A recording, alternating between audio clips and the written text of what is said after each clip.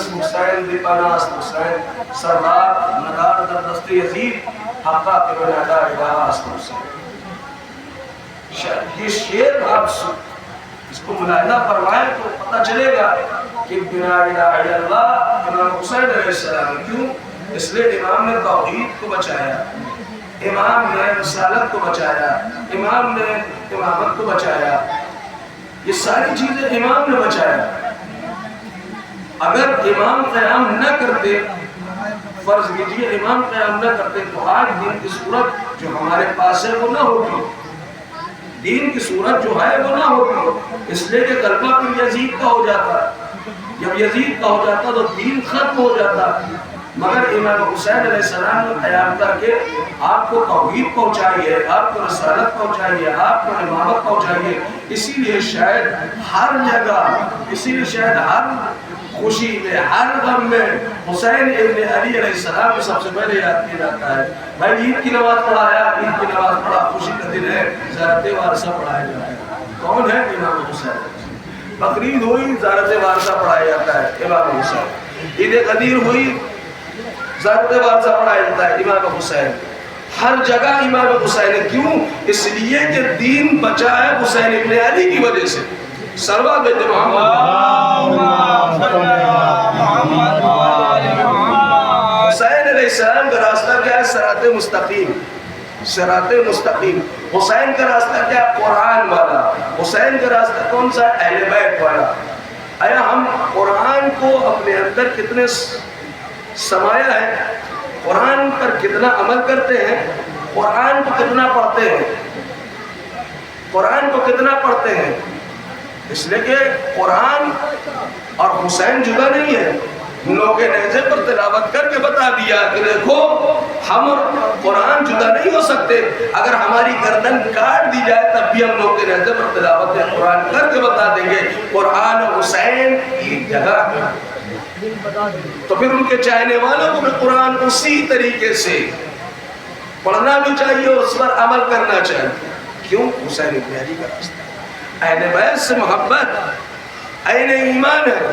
مگر جو اہل بیت نے کہا ہے اگر اس پر عمل نہ ہو تو، اگر اس پر عمل نہ ہو تو بہرحال یہ امام حسین علیہ السلام کے برخلاف ہے. امام کہتے ہیں مثلا نماز پڑھو، امام کہتے ہیں امر بالمعروف کرو، امام کہتے ہیں حج کرو، امام کہتے ہیں خون دو، امام کہتے ہیں زکوٰۃ دو. اگر ہم کچھ نہیں کر رہے تو امام اور ہمارا راستہ بالکل جدا ہو جائے گا. نہیں، میں نے ایک جملہ پڑھا تھا کہ امام علیہ السلام کی زندگی کو دیکھیں. کربلا کیا ہے؟ اذان علی اکبر سے کربلا شروع ہوئی ہے اور سجدہ شبیری پر کربلا ختم ہو گئی ہے. صلوات بیت محمد.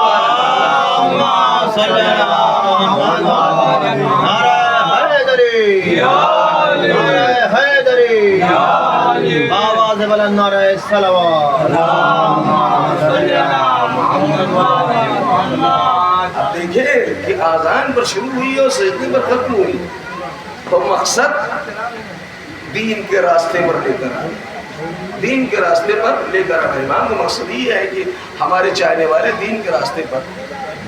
آج آپ کے فقط یا حسین کرنے سے یزیدیوں کے کلیجے پھٹ جاتے ہیں. اگر ان چیزوں پر بھی عمل کر لیا جائے تو بتائیے انہیں تو ہارٹ اٹیک آ جائے. یعنی اگر عملی جامہ پہنا دیا جائے وہ کہ جو حسین چاہتے ہیں تو پھر کوئی دشمن آپ کے سامنے نہیں ٹک سکتا. یزیدی کوئی دشمن آپ کے سامنے نہیں ٹک سکتا. اور آپ نے دیکھا آج کے زمانے میں ادھر بھی ذکر کیا تھا کہ آج دیکھا آپ نے کہ رہبر معظم نے کیا کیا، کہا انکنڈیشنل سرنڈر کر دیجیے. اس دور کے یزید نے کہا کہ انکنڈیشنل سرنڈر کر دیجیے. رہبر نے کہا یہ سوال ہی نہیں پیدا ہوتا. اس لیے باطل کے سامنے حسین اور حسین والے کبھی اپنے سر کو جھکاتے نہیں ہیں. بھائی یاد کرو 67 ڈگری کہ جب دربار میں امام حسین گئے تو کہا مثلی لا یباع مثلا، مجھ جیسا کبھی بھی تجھ جیسے یزید کی بیعت نہیں کرے گا. یہ نہیں کہا میں تیری بیعت نہیں کروں گا، مجھ جیسا، یعنی اب جو بھی امام کا چاہنے والا ہوگا کبھی بھی یزیدیوں کے سامنے جھکتا ہوا نظر نہیں آئے گا. اور یہ صحیح کیا آج کے زمانے کے ہمارے رہبر معظم نے کہ دیکھو انکنڈیشنل سرنڈر یہ سوال ہی نہیں پیدا ہوتا جب تک اسلام کا غلبہ نہ ہو جائے. ایک صلوات پہ محمد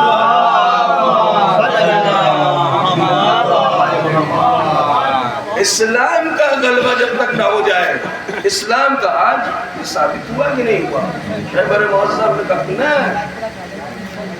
تو اس زمانے کا یزید اور اس زمانے ہر دور میں یزید آئے اور یزید جیسے آئے، مگر اپنے اندر وہ صفات پیدا کرنا چاہیے حسین اور حسینی مجاز.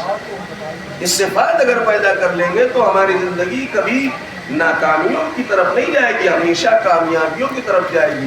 آج کے زمانے میں ہم سمجھ لیتے ہیں کہ دولت کمانا یہ کامیابی کی نشانی ہے، ثروت کمانا یہ کامیابی کی نشانی ہے، بلند مقام حاصل کر لینا کامیابی کی نشانی ہے، کسی اونچی پوسٹ پر پہنچ جانا یہ کامیابی کی نشانی ہے. یہ کامیابی کی نشانی ہے. کامیابی کی نشانی یہ نہیں ہے. کامیابی کی نشانی یہ ہے کہ حسین ابن علی کے بتائے ہوئے راستے پر عمل کرنا کامیابی ہے، علی مرتضیٰ کے بتائے ہوئے راستے پر عمل کرنا کامیابی ہے، اہل بیت کے راستے پر اہل بیت کے راستے پر چلنا کامیابی ہے. بھائی ایک طرف آپ کے پاس ثروت ہے، ایک طرف آپ کے پاس ثروت نہیں ہے لیکن عمل ہے. عمل والا کامیاب ہے، دولت والا ناکام ہے. صلوات بیت محمد عمل والا کامیاب ہے اور دولت والا اگر عمل نہیں ہے، اگر عمل نہیں ہے نہیں ہے. امام جعفر صادق علیہ السلام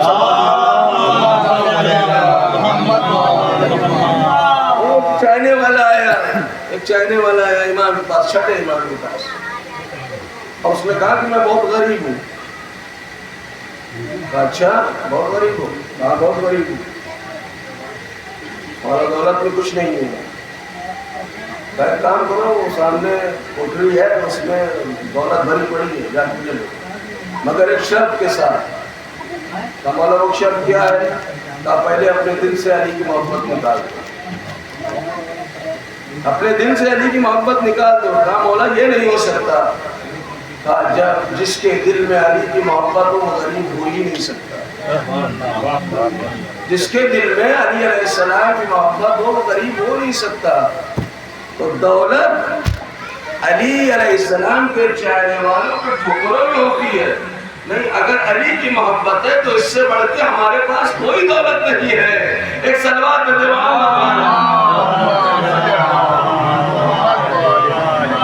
سب سے بڑی عطا علی کی محبت ہے، حسین کی محبت ہے، ایمن کی محبت ہے. اگر یہ نہیں ہے تو انسان سب سے بڑا غریب ہے.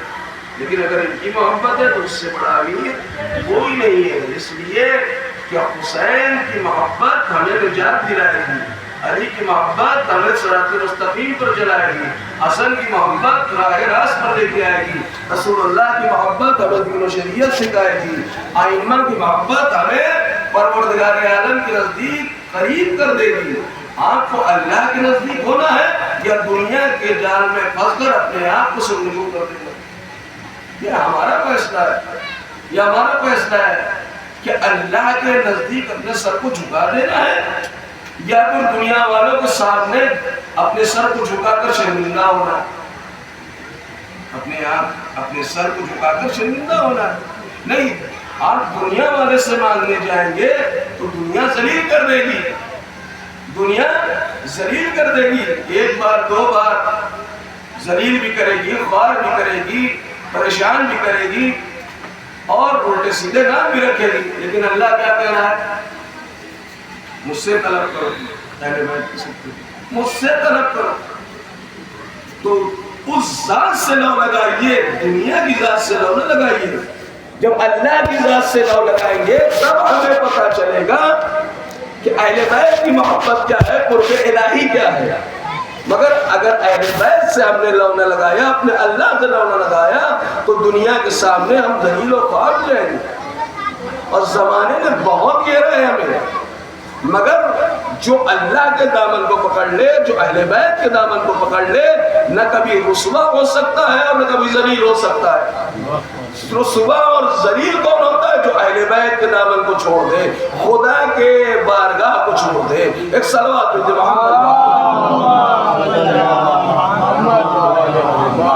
امام حسین علیہ السلام نے یہی سکھایا ہمیں کہ خدا کے راستے پر چلیے، دین کے راستے پر چلیے. امام حسین علیہ السلام نے جو قربانی کی دین کے راستے کے لیے، دین کے راستے کے لیے.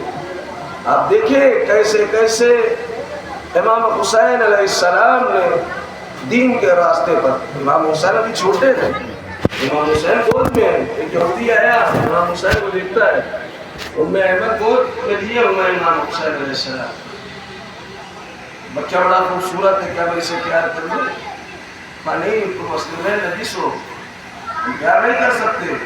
کہا اگر میں کلمہ پڑھ لوں تو پاک ہو جاؤ گے؟ اس لیے کلمہ پڑھنے کے بعد انسان پاک ہو جاتا ہے. گواہ رہنا ہے، پروردگار گواہ رہنا میں حسین کا مسلمان ہوں. اور اس نے بڑا اشہد ان لا الہ الا اللہ واشہد ان محمد رسول اللہ، اشہد ان لا الہ الا اللہ واشہد ان محمد رسول اللہ. حسین اس ذات گرامی کا نام ہے کہ گود میں رہنے کے لیے یہودیوں کو مسلمان کرنا ہے. ایک صلوات